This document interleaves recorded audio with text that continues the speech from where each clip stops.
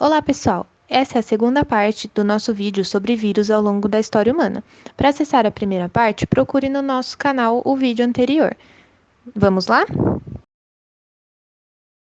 Bom, gente, agora a gente vai para a próxima doença, que é a gripe suína. Mais uma gripe, né?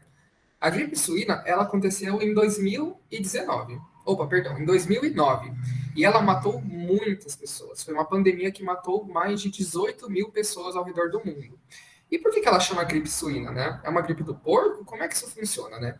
Então, foi descoberto que esse vírus causador da gripe suína, na verdade, ele se chama H1N1 ou influenza A. E ele é gerado a partir de uma mutação de um vírus da gripe.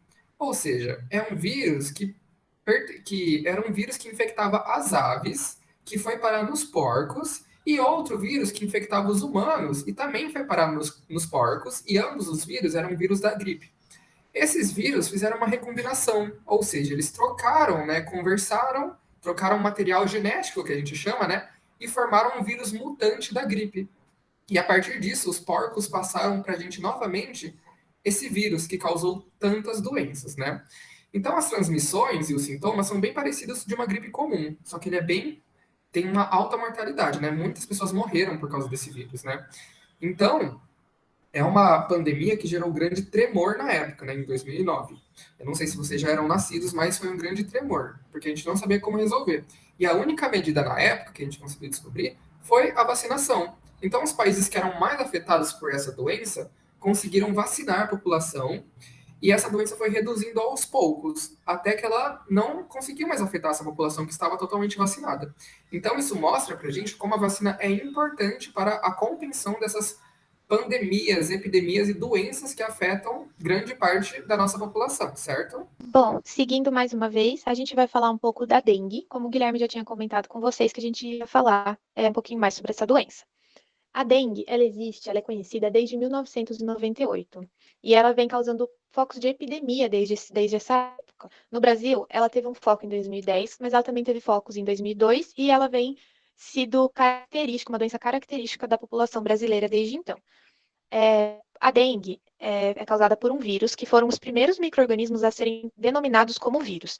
Então, eles foram denominados como vírus em 1907. Já se conheciam esse vírus, porém ele ainda não estava causando epidemias da mesma forma que ele começou a causar depois. É uma doença transmitida pelo Aedes aegypti. Mais uma vez, é um mosquito, e principalmente o mosquito Aedes aegypti, que está transmitindo esses vírus pela população. Esse mosquito, ele é originário da África subsaariana, que é uma área do continente africano. E ele foi introduzido no resto do mundo no período colonial, que foi o período das grandes colonizações e descobertas de outros locais.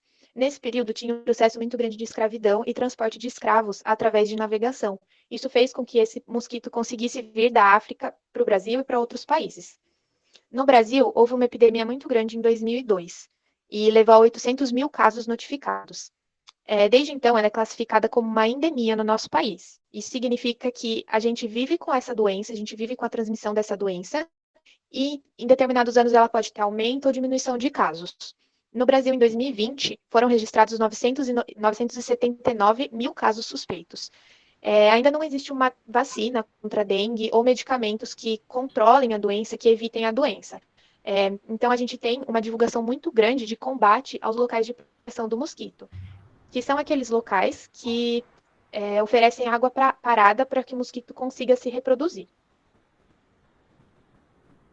A gente vê no Brasil que existe uma campanha muito grande para combater esses focos de criador de mosquito, principalmente por parte do governo, que vem atuando através do setor da saúde, com visitações em residências, tanto de área urbana quanto de área rural, para tentar conter a proliferação desses mosquitos e, dessa forma, conter os casos suspeitos e a transmissão da doença. Bom, gente, agora a gente vai falar um pouquinho sobre a epidemia de MERS. Não sei se vocês já ouviram falar. Por quê? A epidemia de MERS ela aconteceu onde? Lá no Oriente Médio. É um lugar que a gente não tem contato, né? É muito longe. Só que ela foi muito importante, né? Porque ela afetou essa região de 2012 até 2015. E ela matou cerca de 800 pessoas. É muita gente, né? O nome desse vírus que causa essa doença se chama MERS-CoV. Não parece alguma coisa? SARS-CoV, que a gente já viu anteriormente? ele também é da família do coronavírus, ou seja, da mesma família do vírus que causou a epidemia de SARS e que está causando a pandemia de Covid-19 atualmente, certo? Só que esse vírus ele tem uma peculiaridade, porque ele veio de quem? Dos dromedários. Por isso que está só no Oriente Médio, porque é um animal daquela região, certo? Então, os dromedários, eles espalharam esse vírus para os humanos, a partir do contato direto. Tem muita gente que monta em dromedários, né, lá naquela região. Também tem algumas pessoas que tomam leite de dromedários, né? Então, tudo isso propicia a propagação desses vírus, né, para os humanos, certo? E quando está em um humano, ele espalha de um para o outro, certo?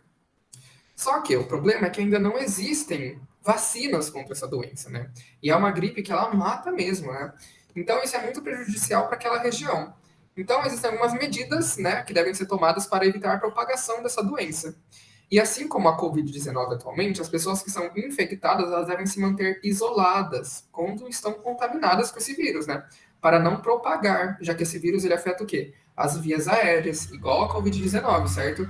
Então, ele pode ser passado pelo espirro e pela tosse. Então, é muito importante que a gente se mantenha isolado se a gente pegar o vírus da MERS, certo? Seguindo a nossa linha do tempo e chegando já para o final dela, a gente vai falar um pouco sobre o ebola.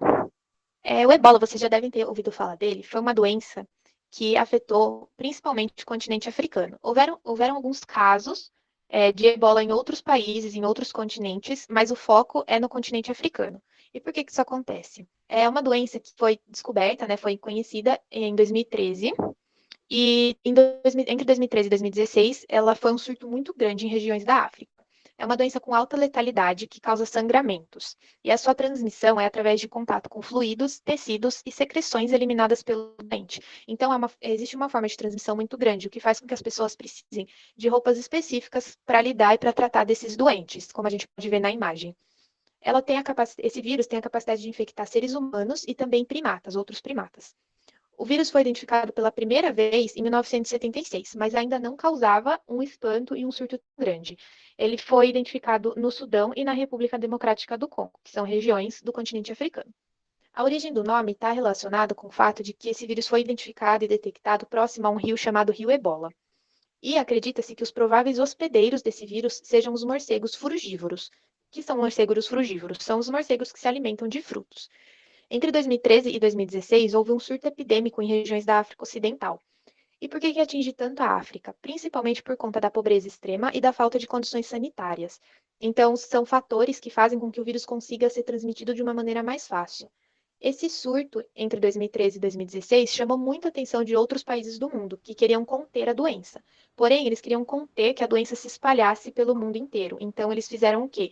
Eles fecharam as fronteiras com essas regiões da África Ocidental. Eles impediram que as pessoas pudessem sair da África ou entrar na África. E desde então, tem sido esse tipo de medida de contenção que os outros países têm tomado em relação ao continente africano, e nunca uma questão de combater a doença dentro do continente. Em 2018, houve um novo surto na África, na região da República Democrática do Congo, o que mais uma vez chamou a atenção das autoridades mundiais para tentar impedir que essa doença saísse de dentro do continente. Então, gente, agora a gente vai falar um pouquinho sobre a epidemia do Zika vírus. Acho que essa vocês já ouviram falar, certo? Então, o Zika era causado pelo vírus ZIKV, que a gente chama popularmente de vírus Zika, certo? E ela causou um grande espanto em 2015 e 2016, porque ela é transmitida pelo mesmo mosquito que transmite a dengue e a febre amarela, que a gente já falou anteriormente, que é o mosquito Aedes aegypti. Ou seja, esse mosquito ele é muito problemático, né, gente? Como a gente já viu anteriormente, né? As medidas são que a gente elimine os locais de proliferação desse mosquito, né? Então vamos voltar um pouquinho para a Zika novamente. Essa doença foi muito alarmante por causa que ela foi associada diretamente com o nascimento de crianças com microcefalia, com mães que contraíam o vírus da Zika, certo? Então, ó, aqui nessa imagem, a gente consegue ver que essa mãe ela está grávida. E que se ela pegar esse vírus transmitido pelo mosquito, que é o vírus da Zika, durante a gravidez, tem grandes chances dessa criança nascer com microcefalia. O que é uma microcefalia? É uma doença que essa criança nasce com uma cabeça menor, com um cérebro reduzido. Então aqui, ó, tá vendo esse pontilhado azul? Deveria ser o tamanho da cabeça da criança, mas na verdade o tamanho é só esse aqui. Isso gera grandes problemas durante o desenvolvimento e pode gerar a morte dessas crianças também, tá? E, bom, não existe vacina contra a Zika, né? Mas ela foi devidamente parada nessa alta contaminação porque foram feitas medidas para evitar a propagação desse mosquito Aedes aegypti. Então, dentre elas foram recrutadas pessoas especializadas para limpar terrenos, várias políticas de divulgação de informação sobre pneus ou lugares que podem ficar água parada. Também foram também foram disponibilizados como se fossem mosquitos que meio que impediam os mosquitos com zika de colocarem filhotinhos. Então, todas essas medidas foram muito importantes para cessar essa epidemia do zika vírus que aconteceu no Brasil. A última doença da nossa linha do tempo é a pandemia da Covid-19. Você pode saber um pouco mais sobre ela nos nossos vídeos e atividades que já foram postados e nos nossos próximos vídeos e nas nossas próximas atividades. Então, a gente vai deixar a linha aberta para que a gente possa trabalhar ao longo do nosso projeto. A gente espera que vocês tenham gostado bastante do vídeo e nos encontramos numa próxima. Até mais!